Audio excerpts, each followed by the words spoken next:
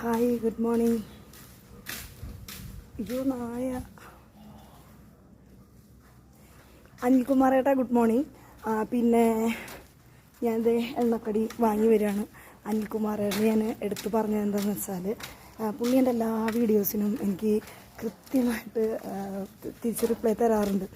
എല്ലാത്തിനും ഉണ്ട്. Short videos ഇട്ടാലും അതേപോലെ ലോങ് വീഡിയോ ഇട്ട് കഴിഞ്ഞാലും ഒക്കെ എനിക്ക് റിപ്ലൈ തരാറുണ്ട്.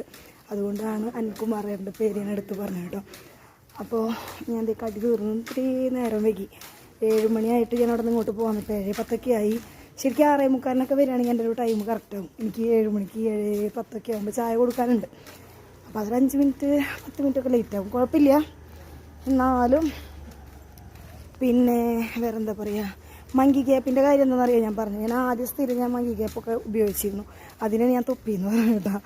അപ്പോൾ അത് ഡെയിലി തല വയ്ക്കുമ്പോൾ മുടി കൊഴിഞ്ഞു പോകാൻ സാധ്യതയുണ്ട് എന്നൊക്കെ. അപ്പോൾ ഓൾറെഡി എൻ്റെ നെറ്റി കയറി തുടങ്ങിയിട്ടുണ്ട്. അപ്പോൾ തൊപ്പിയിട്ട് കഴിഞ്ഞാൽ, ഈ പറഞ്ഞ പോലെ മങ്കി ക്യാപ്പ് ഇട്ട് കഴിഞ്ഞാൽ മുടി ഉള്ളതും കൂടി കളയേണ്ടതെന്ന് വിചാരിച്ചിട്ടാണ് ഞാൻ സത്യം പറഞ്ഞാൽ ഇപ്പോൾ അത് ഒഴിവാക്കിയത് കേട്ടോ. മുമ്പ് ചെവിയും തലയിലും മൊത്തമൊക്കെ ആയിട്ട് അങ്ങനെ ഇട്ടിരുന്നു. എനിക്കുണ്ട് 2-3 ക്യാപ്പുണ്ട്. പിന്നെ കിതപ്പിൻ്റെ കാര്യം പറയുകയാണെങ്കിൽ എനിക്ക് ശ്വാസം മുട്ട് നന്നായിട്ടുണ്ട്. കഴിഞ്ഞ ശനിയാഴ്ച എനിക്കിതുപോലെ പെട്ടെന്ന് ശ്വാസം മുട്ട് അധികമായി.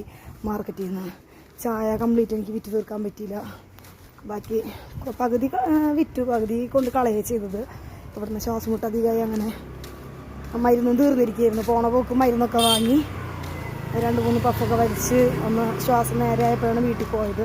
അന്നത്തെ ദിവസം ഫുഡൊക്കെ പുറത്തുനിന്ന് വാങ്ങി. പിന്നെ ഫുള്ള് റെസ്റ്റായിരുന്നു. പിന്നെ ഞാൻ സ്ഥിരമായിട്ട് കാണിക്കുന്ന ഡോക്ടറെ പ്രതീക്ഷിച്ചിട്ട് ഞാൻ വൈകുന്നേരം വരെ അങ്ങനെ ഇരുന്നു. നന്ദുവിനെയും കൂട്ടി വൈകുന്നേരം ഞാൻ പോയി. ഡോക്ടർ ഉണ്ടായില്ല, മീറ്റിങ്ങിന് എന്തെങ്കിലും പോയിരിക്കുന്നു. അപ്പോൾ അങ്ങനെ നേരെ ഷീബേച്ചിനൊക്കെ വിളിച്ച് ചോദിച്ചപ്പോൾ ഷീബേച്ചാണ് എനിക്ക് ഞാൻ സ്ഥിരമായിട്ട് ഇപ്പോൾ കാണിക്കുന്ന ഡോക്ടറെ പേര് പറഞ്ഞു കേട്ടോ. നല്ല ഡോക്ടറാണ്, അവിടെ പോയി കാണിച്ചാൽ മതി എന്നൊക്കെ പറഞ്ഞപ്പോൾ എനിക്ക് ഓക്കെയാണ് ആളെടുത്ത് പോയത്.